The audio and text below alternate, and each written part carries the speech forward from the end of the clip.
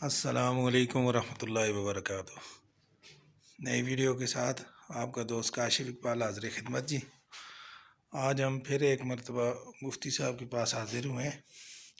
جیسے میں نے اپنی پچھلی ویڈیو میں بات کی تھی کہ انشاءاللہ غائب گائے مفتی صاحب کے ساتھ رابطے میں ہم رہیں گے اور مفتی صاحب سے مختلف مسائل کے بارے میں ڈسکس کریں گے جو ہمیں روزانہ کے اعتبار سے پیش آتے ہیں۔ تو 3-4 بندوں کے سوالات بھی آئے ہیں، وہ بھی مفتی صاحب کے ساتھ ڈسکس کر لیں گے۔ اور اس کے علاوہ مفتی صاحب سے 3-4 دن سے میں ٹائم لے رہا تھا تو کچھ تھوڑے سے مصروف تھے مفتی صاحب، مطلب ان میں وہ تھا ایک آدھ دن ان کا کورسز کا ہوتا ہے، عمرے کا کورس وغیرہ کراتے ہیں، اور اس کے علاوہ ان کی ذمہ داریاں کچھ مسجد مدرسے کی بھی ذمہ داریاں ہیں، مدرسہ بھی چلا رہے ہیں، درس و تدریس بھی ہے۔ تو ابھی انشاءاللہ مفتی صاحب تشریف لا رہے ہیں، پھر انشاءاللہ ان سے کچھ مسائل پہ بات کرتے ہیں۔ 3-4 ساتھی ہیں، ان نے سوالات بھیجے ہیں، ان کے سوالات پہ بھی ڈسکس کرتے ہیں۔ باقی بھی کسی ساتھی کے ذہن میں کوئی بھی بات ہو، کسی بھی قسم کا کوئی مسئلہ ہو، تو وہ اسکرین پر دیے گئے نمبرز پر رابطہ کر کے پوچھ سکتے ہیں۔ ہم انشاءاللہ مفتی صاحب سے سوالات جوابات کا پوچھ کے انشاءاللہ آپ کو لازمی انفارم کریں گے۔ تو انشاءاللہ ابھی مفتی صاحب کا انتظار ہے، جیسے ہی آتے ہیں تو پھر مفتی صاحب سے بات چیت ہوتی ہے۔ السلام علیکم ورحمۃ اللہ۔ مفتی صاحب ٹھیک ہیں؟ خیریت سے؟ الحمدللہ۔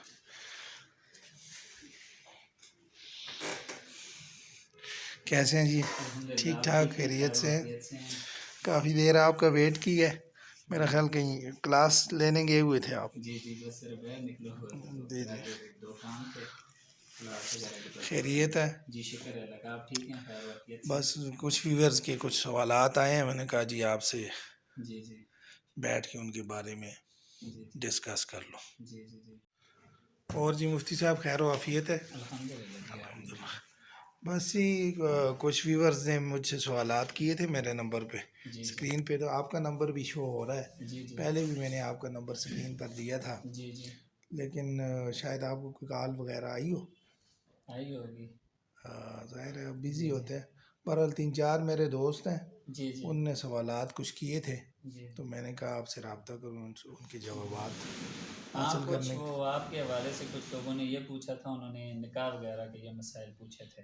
جی آج کل عموماً نوجوانوں کو درپیش ہوتے ہیں چیلنجز، جو پوچھے تھے میں نے اوپنلی کہا ہے جی جو بھی مسئلہ آدمی پوچھنا چاہے مجھ سے پوچھیں تو میں پوچھ کے بتا دوں گا، مفتی صاحب کو ڈائریکٹ کال کریں تو پھر بھی ٹھیک ہے۔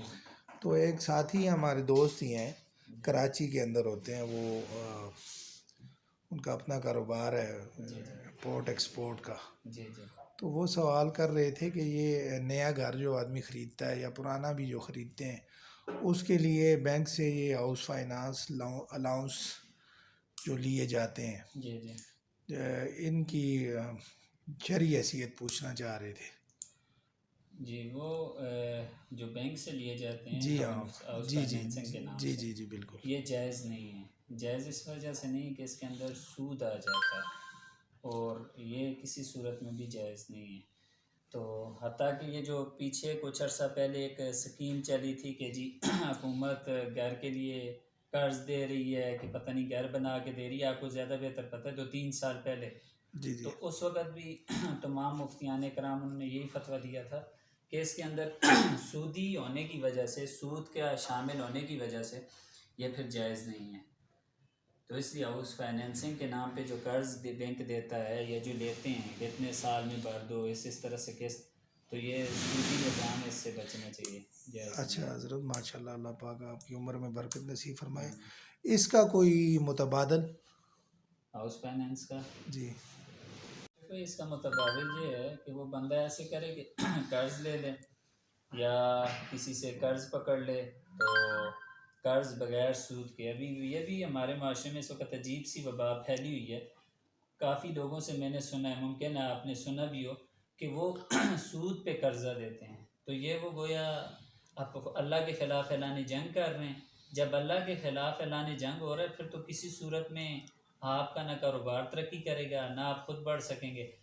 البتہ اس کا ایک تو حرج ہے کہ کسی سے انسان سے قرضہ لے لے اور وہ بھی عقد تبرع کے طور پہ اس کو دے دے، تاکہ اس کا نتیجہ یہ نکلے گا کہ یہ جس وقت تک اس کو دے گا اس کے ساتھ تعاون کر رہا ہے اور وہ اس کو لوٹا دے گا، تو اس کے اس تعاون کی وجہ سے اس کو بھی ثواب ملے گا اور جو لینے والا ہے اس کا بھی کام پورا ہو جائے گا۔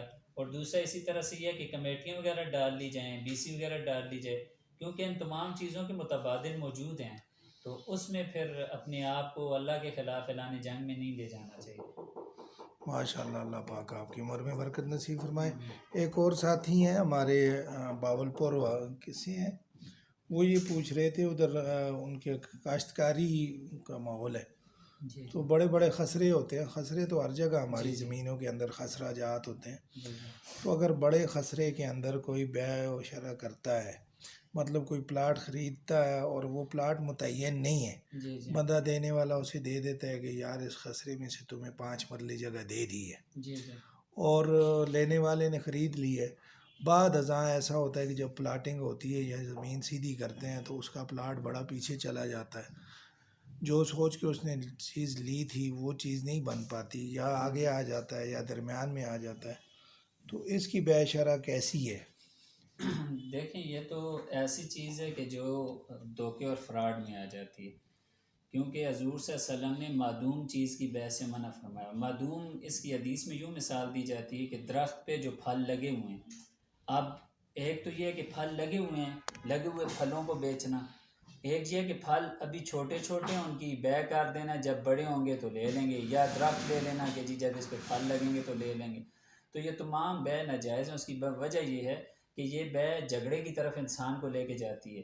اب آپ نے جو بات کی کہ ایک بندہ اگر فرنٹ پہ پلاٹ کے لیے اس نے پیمنٹ کی ہے، پلاٹ اس کو پیچھے مل رہا ہے، تو یہ ظاہر ہے ایک تو اس کو نقصان ہے، اور اسلام کسی بھی چیز سے ہر انسان کو نقصان سے بچاتا ہے۔ دوسرا اس میں یہ ہے کہ یہ بات مفضی للنزاع جھگڑے کا باعث ہے، اور پھر یہ ایسے جھگڑے ہوتے ہیں کہ جس کی وجہ سے اس وقت ہمارے ملک کے اندر آپ دیکھیں روزانہ کے حساب سے اخباریں بھری پڑی ہیں، قتل و غارت ہے، تو اس لیے ایسی بیع بھی نہیں کرنی چاہیے، یہ ٹھیک نہیں ہے، جائز نہیں ہے۔ ٹھیک ہے۔ اچھا، ایک مسئلہ اور آیا تھا ہمارے پاس، اس میں یہ تھا کل پرسوں میں نے آپ سے رابطہ بھی کیا، شاید آپ بیزی جی تھے جی کسی وجہ سے، جی جی کوئی آپ کا کوئی فنکشن تھا آپ کہہ رہے تھے۔ جی، وہ ہمارے ادھر یہاں پہ الحمدللہ جب سے عمرے کا سیٹ اپ چلا ہے، تو یہاں پہ جو لوگ ہمارے گروپس جاتے ہیں ان کی ٹریننگ ہوتی ہے، تو وہ ٹریننگ ہو رہی تھی ان کی، آج بھی صبح الحمدللہ ہمارے پاس ادھر ایک گروپ جا رہا ہے بندوں کا، ان کی ادھر صبح ٹریننگ ہوئی، تو اس میں ہم الحمدللہ پورا عمرے کا طریقہ ان کو تمام چھوٹے چھوٹے جو آپ کہہ سکتے ہیں ٹیکنیکل پوائنٹس وہ ساری چیزیں بتا دیتے ہیں، تاکہ وہاں پہ جا کے انسان ان چیزوں کے لیے تیار رہے ذہنی طور پر، اور اسے کسی تکلیف کا باعث نہ بنے۔ اچھا، ماشاء اللہ۔ بس وہ مسئلہ یہ پوچھنا تھا، ایک تو ایک ساتھی پوچھ رہے تھے اگر امام صاحب سے پہلے کوئی ساتھی سجدہ رکوع یا کوئی بھی عمل کر لیتا ہے، امام صاحب کے رکوع میں جانے سے پہلے چلا جاتا ہے، جی اللہ جی اکبر سے پہلے، یا سجدے سے پہلے اٹھتا ہے، یا سلام پہلے پھیر لیتا ہے، یا تکبیر تحریمہ پہلے کہہ کے نماز کے اندر داخل ہو جاتا ہے، یہ اس کا شرعی اس لحاظ سے آپ حیثیت بتا دیں۔ دیکھیں تکبیر تحریمہ اگر پہلے کہہ کے چلا جاتا ہے اس کی تو نماز ہوئی نہیں، کیونکہ ابتدا تو اس نے شروع میں کی نہیں، اب اس نے امام کی ابتدا کر لی ہے، اب وہ اس میں یوں غلطی کر رہا ہے کہ وہ رکوع میں پہلے جاتا ہے، یا رکوع سے سر پہلے اٹھاتا ہے، یا سجدے میں پہلے جاتا ہے، سجدے سے سر پہلے اٹھاتا ہے۔ حدیث شریف میں سرکار دو عالم صلی اللہ علیہ وسلم نے یہ فرمایا ہے کہ جو لوگ یوں کرتے ہیں کیا ان کو یہ ڈر نہیں ہے کہ اللہ ان کی شکل گدھے والی بنا دے؟ اب اس سے سخت اور وعید کیا ہوگی؟ دوسرا یہ ہے کہ ائمہ نے، اماموں نے اس کے بارے میں یہ لکھا ہے، خصوصاً حنفیہ نے، انہوں نے یہ لکھا ہے کہ اس کا جو رکوع ہے اگر یہ امام کے ساتھ امام کے برابر برابر ہی ہے، پہلے جاتا ہے امام کے ساتھ مل جاتا ہے، یہ کھڑا ہوتا ہے امام کے برابر برابر ہی، پھر تو یہ اس کا رکوع جو ہے یہ تو مکروہ شمار ہوگا امام سے پہلے۔ البتہ اگر نہیں ساتھ مل سکتا تو پھر اس کی نماز ہی نہیں ہوگی۔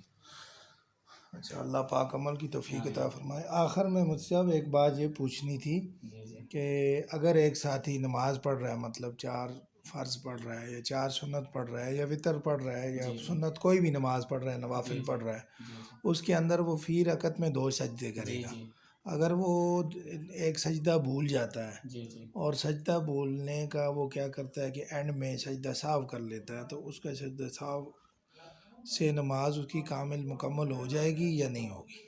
یہ کاشف کوئی بہت اچھا اس نے آپ سے سوال پوچھا ہے، اور یہ سوال آپ نے پبلک کے سامنے کر کے بہت اچھا کیا. اس میں کافی لوگ ہمارے غلطی میں مبتلا ہیں، کیونکہ ایک نماز کے اندر 2 سجدے جو ہیں یہ فرض ہیں، اور آپ کو تو پتہ ہے کہ فرض جب چھوٹ جائے تو نماز ہی نہیں ہوتی. ٹھیک ہے، یہ تو یہ ہو گیا.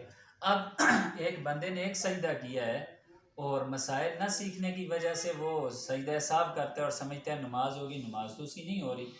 البتہ اس کا یہ ہے کہ ابھی اس نے ایک سجدہ کیا، اس کو دوسری رکعت میں یاد آ گیا کہ میں نے تو ایک سجدہ کیا تھا. اب وہ بندہ یوں کرے کہ وہ اگلی رکعت میں جس وقت 2 سجدے کرے، ساتھ یہ تیسرا سجدہ کر کے پھر سجدہ حساب کرے گا، اس کی نماز ہو جائے گی. اگر ایک سجدہ کر کے سجدہ حساب کرے گا تو فرض چھوٹ گیا، اور فرض چھوٹنے کی وجہ سے اس کی نماز ہی نہیں ہوئی. قابل یاد ہے. اچھا، آخر میں بس ایک میرے ذہن میں ایک سوال آیا تھا، جی جی میں نے خود اپنے لیے بھی پوچھنا تھا، ایک ساتھی نے مجھ سے پوچھا بھی ہے. جی جی ایک شخص نماز کے لیے گھر سے وضو کر کے جاتا ہے اور نماز پڑھ لیتا ہے. وہاں جا کے نماز پڑھنے کے آخر میں اس کو پتہ چلتا ہے کہ پاؤں کے نیچے یا ہاتھ کی ہتھیلی کے اندر یا آپ کے کسی بھی جگہ پہ کوئی ایسا داغ لگا ہے، رنگ یا کوئی ایسا ترکول جیسے ہوتا ہے، ایسی کوئی چیز وہاں پہ لگی ہے، جی جی تو جس کی وجہ سے اسے یہ یقین ہو جاتا ہے کہ یہ یہاں پہ پانی پانی نہیں نہیں پہنچا. جی جی اب یہ بتائیں کہ وہ دوبارہ سے سارا وضو کرے گا یا اس کو ہی اس جگہ کو اس کے رنگ کو کھیڑ کے اس جگہ کو تر کرے گا؟ دیکھیں، اور نماز کا کیا، نماز لٹائے گا یا اس کی نماز ہوگی؟ نماز تو قابل یاد ہو جائے گی، کیونکہ وضو نہیں ہے تو نماز ہے ہی نہیں ہے. جی دوسرا یہ ہے کہ یہ وضو بھی نئے سرے سے کرے گا، کیونکہ جو اصل اس نے وضو دھوئے ہیں ان میں سے یہ وضو خالی رہ گیا ہے. اگر وہ تارتا ہے، کھرچتا ہے، وہ ہٹ جاتا ہے. وہ تو پہلے بہتر ہے کہ پورا وضو کر لے، نہیں تو اگر اس کو بھی دھو لے تو باقی اعضاء تو اس کے دھلے ہوئے ہیں، اس میں اس کا وضو ہے. لیکن یہ اس صورت میں ہے کہ ابھی اس کے اعضاء گیلے ہیں. اگر اس کے اعضاء خشک ہو چکے ہیں، خشک ہونے کے بعد اس کو یہ چیز یاد ہے کہ پینٹ کا کلر ہے یا تارکول یا جس چیز کا بھی آپ کہتے ہیں جو اوپر طے جما لیتا ہے، وائٹنر ہے یا کچھ بھی ہے، تو پھر اس کے لیے نئے سرے سے وضو کرنا ضروری ہے. اس وضو کے ساتھ اس کی نماز ہوگی. جزاک اللہ جی، جزاک اللہ. جی مفتی جی صاحب انشاءاللہ گائے بگائے آپ سے رابطہ کرتے رہیں گے. جی جی آج بھی 3-4 دن سے میرا ارادہ تھا آپ سے ملاقات کرنے کا، یہ 3-4 مسائل پوچھنے تھے. جی باقی بھی انشاءاللہ میں اپنے ویورز کو بھی کہوں گا کہ اسکرین پر مفتی صاحب کا بھی نمبر دیا گیا ہے، میرا نمبر بھی ہے. جو بھی دیکھیں، دین اور دنیا ساتھ ساتھ ہے. جیسے دنیا کے لیے ہم محنت کرتے ہیں، دین کے لیے بھی محنت کرنا اور اسے جاننا، اسے سمجھنا ہمارے اوپر فرض ہے.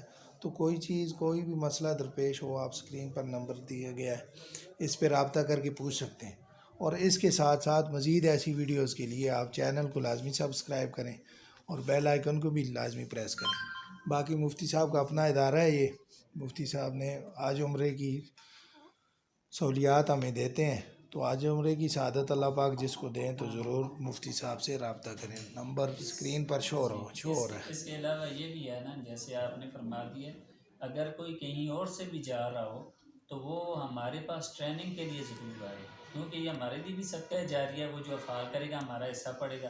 تو ٹریننگ کے لیے اگر کہیں سے بھی جا رہا ہے تو ٹریننگ کے لیے ضرور آئے. انشاءاللہ اس کو شروع سے لے کر آخر تک تمام افعال کی ٹریننگ دی جائے گی. اور اگر کوئی ہمارا دوست بھائی بیرون ملک ہے، عمرے یا کسی کی چیز کا مسئلہ پوچھنا چاہتا ہے تو وہ آپ کے توسط سے بھی پوچھ سکتا ہے، ہمیں بھی واٹس ایپ کر سکتا ہے جس وقت ہو. انشاءاللہ ٹھیک ہے مفتی صاحب. انشاءاللہ نئی ویڈیو تک کے لیے آپ سے بھی اجازت چاہتے ہیں، اپنے ویور سے بھی اجازت چاہتا ہوں. انشاءاللہ پھر ملتے ہیں ایک نئی ویڈیو کے ساتھ، ایک نئے مسائل کے ساتھ، اور انشاءاللہ دوبارہ ملاقات ہوگی. السلام علیکم ورحمۃ اللہ. وعلیکم السلام ورحمۃ اللہ وبرکاتہ.